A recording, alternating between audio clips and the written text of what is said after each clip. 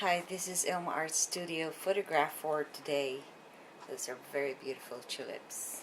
I actually painted this picture.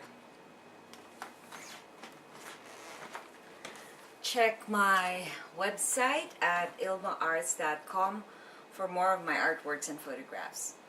I'd like to share with you today my poem devotional, which is extracted from Lamentations 2 verse 19.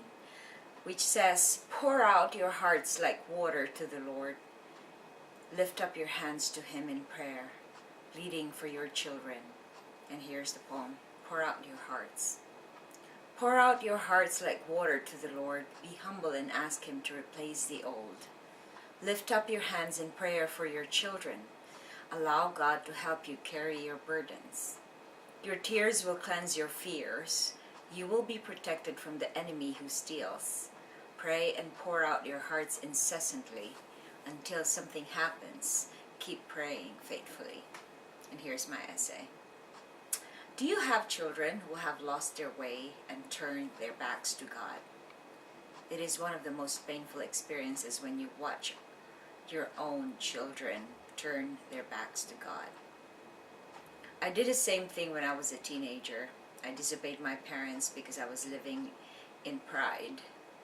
I thought I knew better.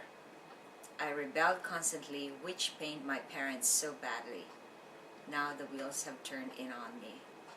The Bible tells us to pour out your hearts like water to the Lord.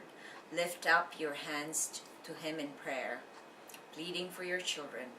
Prayer is the most powerful way for change to happen. It cleanses our souls when we pour out our hearts to God. Prayer. Lord, hear our pleas for our children. Reflection. How can praying be the best way we can elicit change for our children? And I'd just like to share some things that I learned as a very disobedient child. And now that I'm a parent, it's really excruciatingly hard to see that your own child is doing exactly what you did when you were that age. And it's so helpless for parents not to be able to, help them because they don't want help. They just want to be in that point where they will constantly, rebel and disobey. So a lot of people, when they have a problem, they can do something about it. They always say, "Oh, the only thing I can do is pray." Actually, the first thing you should do is pray, because prayer brings a lot of power to anybody. Like, if you want to elicit change on anybody, you don't have to do anything, but the first thing you should be able to do is to pray, because you have no control over other people's attitude, behavior, actions, decisions, but you have control over yours.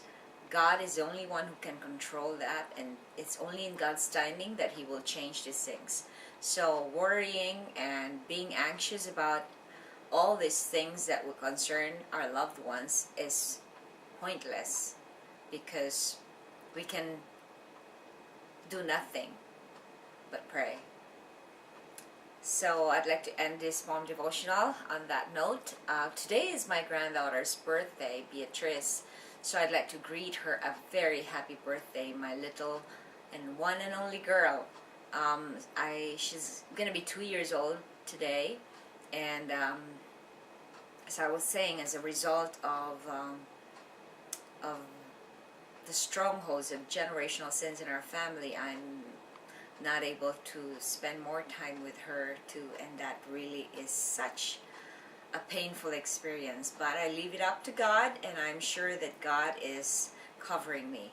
Thanks for watching, and have a wonderful day.